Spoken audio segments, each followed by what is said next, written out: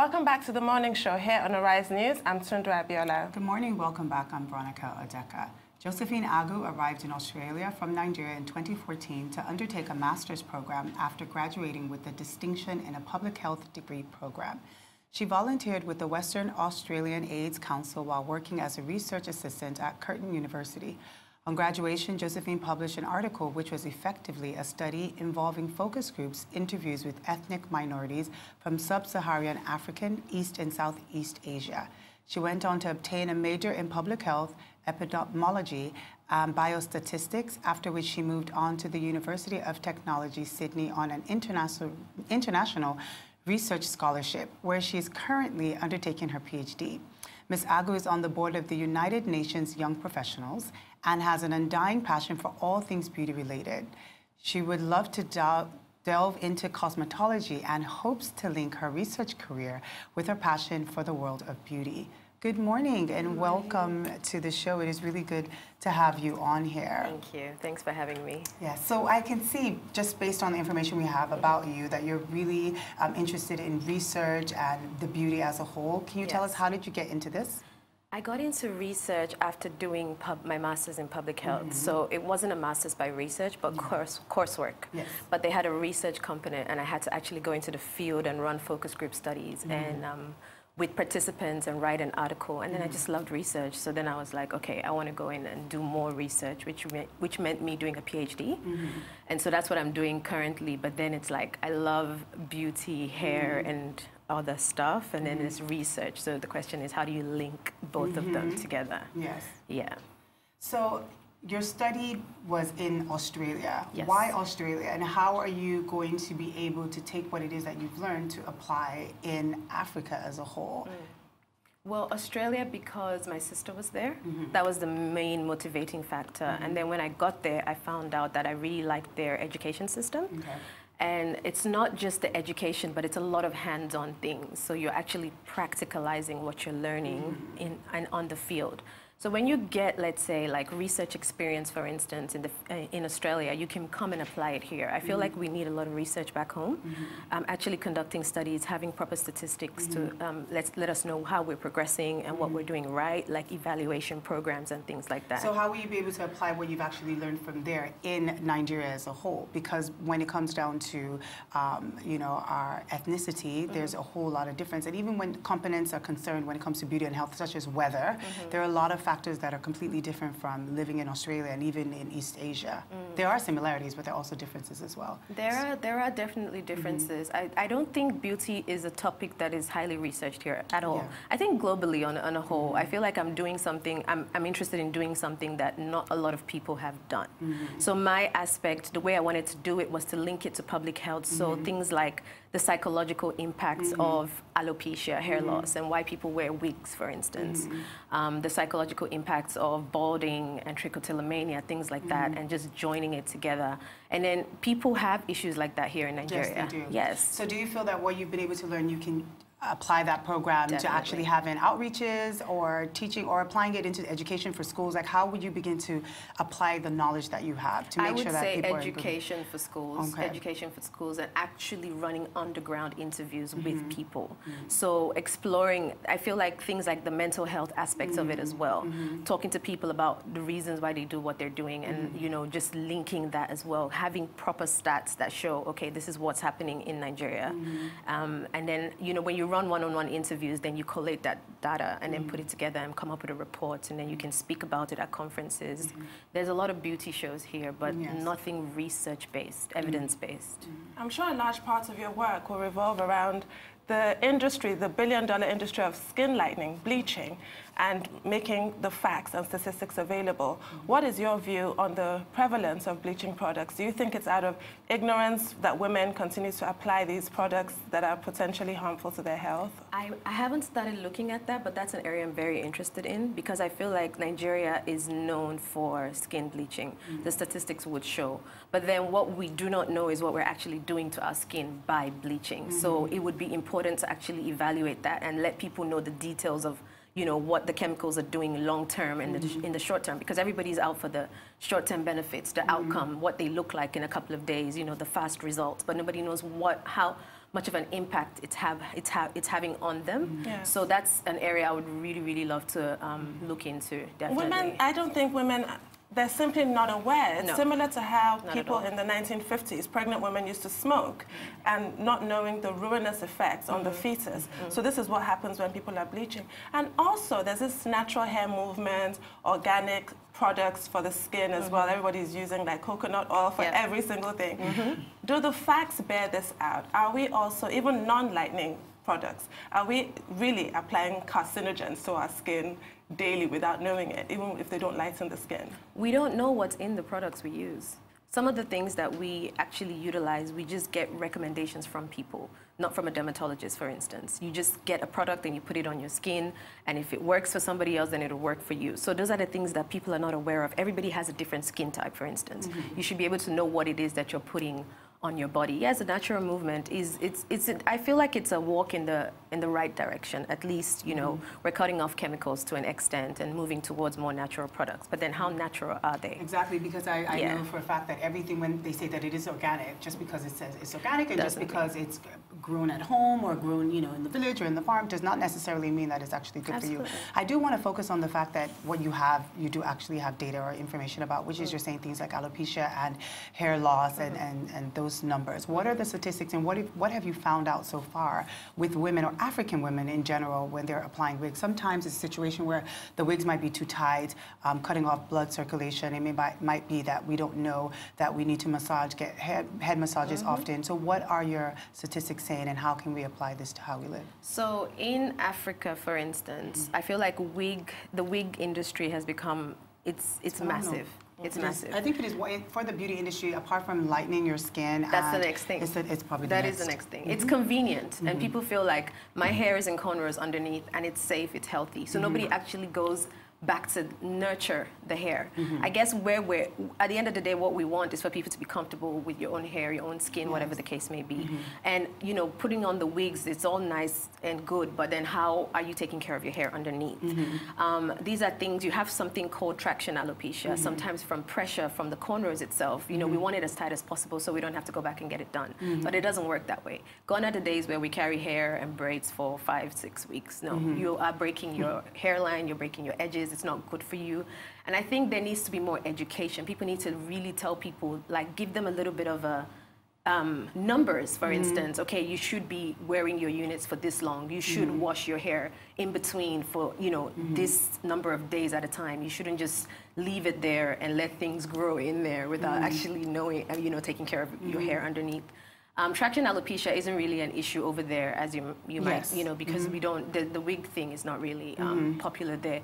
But when the hair falls out, then they start getting caps and bandanas and stuff like that. And the wigs that they do wear when you have alopecia is a suction wig. That's completely different from what we wear now. It's very expensive, and it literally sucks onto the scalp. They actually shave all of the hair off, and it sucks onto the scalp. What we're currently more focused on is, like, you know, when we talk about health prevention and things like obesity, one of the major factors is sedentary lifestyle, right? So we try to avoid things that lead to sedentary lifestyle. We want people to come out and be active. But if you have hair loss, you have confidence issues. You don't want to actually come out, especially if you had a full head of hair and all of a sudden it starts falling out. It has a very, very huge psychological impact on it.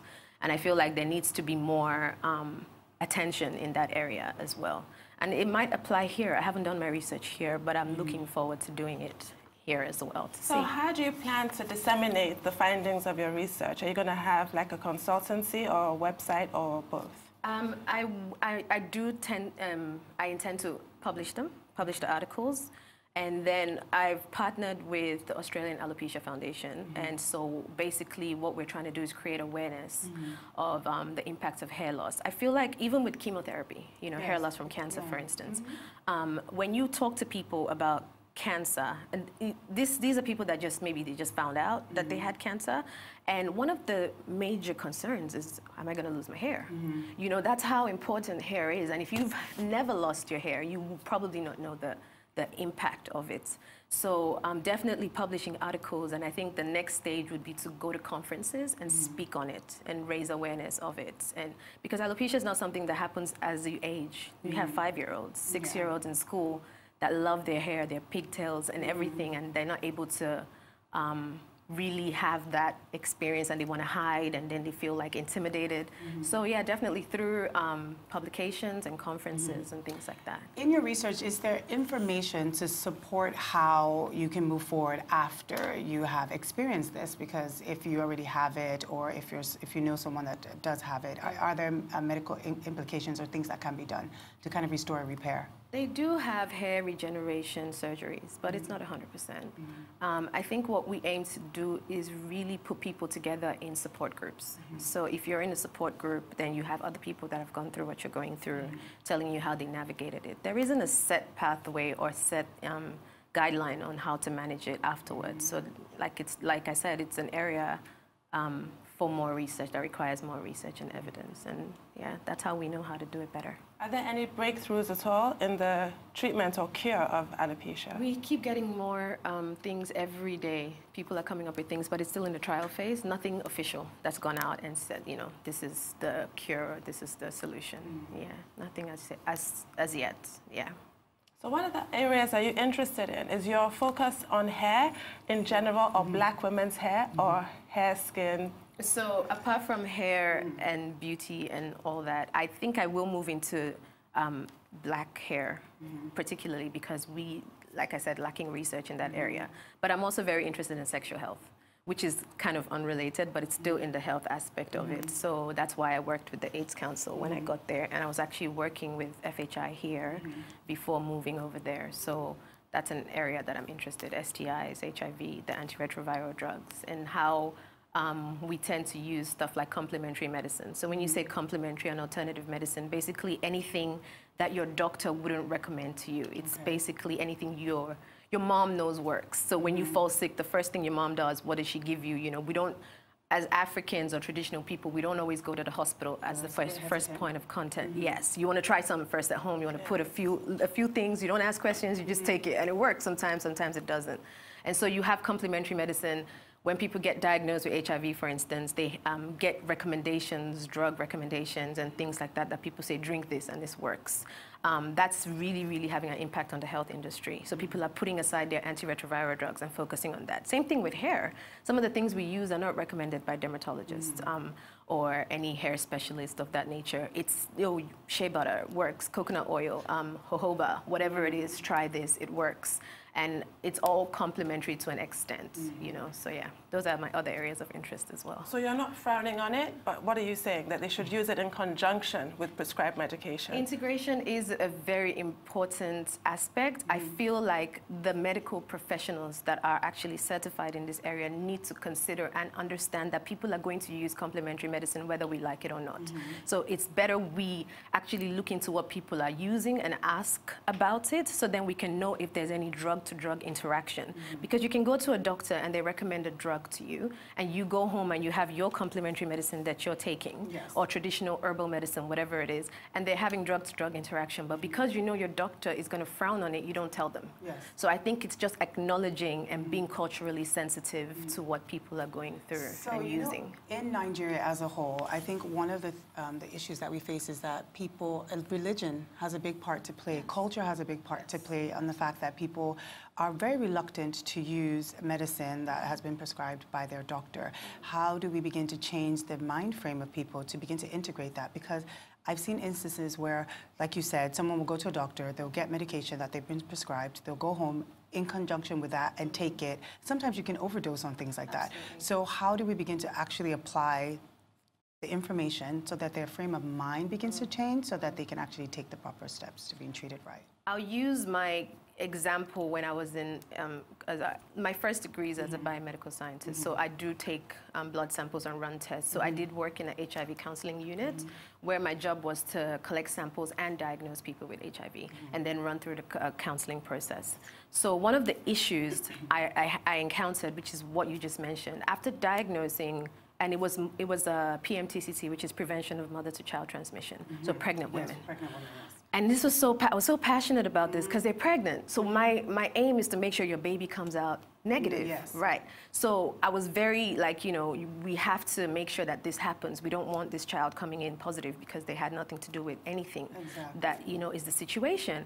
And so one of my biggest struggles in that department was after diagnosing them and then letting them know what ARVs are, antiretroviral drugs, running them through the counseling process. And then, you know, we have to follow up. We have to call them up and say, okay, it's time for you to come take your medication. And then sometimes they stop taking your calls and then you keep bugging them and following up because we're concerned about that baby and about the individual too. But, you know, and then eventually when they come in and they say, you know, I went to church and I've been healed. Oh, no. You know what I mean? And then they're like, and it's hard because I'm a Christian as well. So it's like, where do you draw that line between faith and medicine? And I struggled and I'm like, okay, well, we're gonna run a test again and then check if you've been healed. Because I'm not trying to, you know, mess up with your faith up, but let's run this test. And we run the test and we come back and it's still positive. And you're sitting there watching this patient distraught, like completely, you know, hopeless at this point. Like my pastor said, I should forget about the drugs. I should just go and check it as a formality that I've been healed, you know? So then I have to kind of, this is where cultural sensitivity comes in, where you're now like, okay, I'm a Christian. I believe and understand what you're saying about healing. I believe in miracles. But also there's disobedience in the Bible, right? I asked you to take the medication and you said no. Well, that's a smart one. You know what I mean? And I'm like, why don't we take those pills as a communion? Why don't we take it just for the sake of your baby? Take it as communion and say, okay, instead of this, you know, reducing my viral load or whatever it is the ARV medication do, let it cure me. Have that faith, but keep taking it. And then one day you come and check and it's gone. So you know, this is because I'm a Christian. There might be somebody else that is not faith inclined, but you cannot cancel what people believe in. If you just tell them there is no God, whatever your pastor said is rubbish, they'll just go back and do it again. So that's where cultural sensitivity comes in. You're being sensitive to what they believe in, but also bringing in the medical aspect of it, you know, and I feel like that worked to an extent. Another thing we did discuss doing was having pastors come in and have to the support group, you know, and actually link that, like having them come in and tell them, okay, this is where our faith is, and this is what we believe, and this is what God wants us to do. So it's hard. This is what people were raised with. You don't just erase it, you know, overnight. So yeah, that's. Do you have plans to sort of share this training in the Nigerian medical space? I would love to.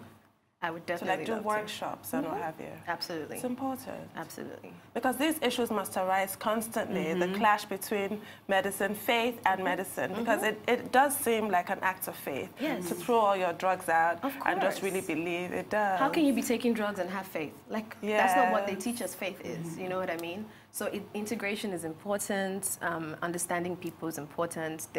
We need to come up with more strategies to link both and, you know, understand people better and help them through the process. Yeah.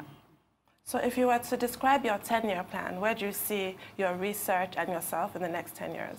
In 10 years, I want to be helping people that are going through hair loss. So be it chemotherapy, be it alopecia, trichotillomania, whatever it is, I want to be able to be making an impact, helping them with the emotional aspect of it, making it okay to wear a wig. Here it's okay, over there it's not. Wearing a wig is embarrassing. It's like, oh, people now know I've lost my hair. But if I want to be able to create units, that's why I'm interested in the beauty aspect of it, making units that are almost very natural to their own hair and making them comfortable to wear it and be proud of wearing it because they have a condition. And be proud to take it off as well because they have a condition. And, you know, there are a lot of people that say, you know, just walk around without the wig, without the whatever. Don't be a slave to it, but if you feel like you have to, go right ahead. That's my plan in that aspect. I also want to be researching my areas of interest. So like I said, sexual health, hair loss, the psychological impacts of it, linking public health to all that as well. I would love to have a research center eventually and actually go out and collect data and run studies and just, you know, have more evidence-based statistics for Nigeria. That's in Nigeria. That's my plan here. Open some kind of research center, hopefully in collaboration with Australia, just because I'm over there currently. And when I finish, have that kind of collaboration because they're very well established in the research aspect. And we need to have more centers like that here, I think. So when you finish in Australia, are you part of the plans to move back here Definitely. and actually set up everything here in Nigeria? Definitely. That's in the plan. And do you have already in the works organizations that you're working with, or maybe partnerships that you're looking at? I have partnerships I'm looking at. I am reaching out to them. It's one of those things where I've been collecting data for my own personal research for my PhD, and I feel like now I'm getting towards the end of it. I should be done by July. I have to start making those collaborations solid and, you know, partnering up with them. Yes. Well, we thank you so very much for being on the show and informing us, and wish you all the best. And definitely, certainly want to have you back on the show to continue the conversation. Would love to. I would love to come back, hopefully with more Nigerian-based data to share. Definitely. Thank you. Thank you so much. Thanks. Time for a break. When we come back, constitutional lawyer Liberus Oshoma Anegbete will be joining us in the studio to speak on the planned arraignment of the Chief Justice of Nigeria, Wata Onage, at the Code of Conduct Tribunal by the Federal Government of Nigeria. Stay with us.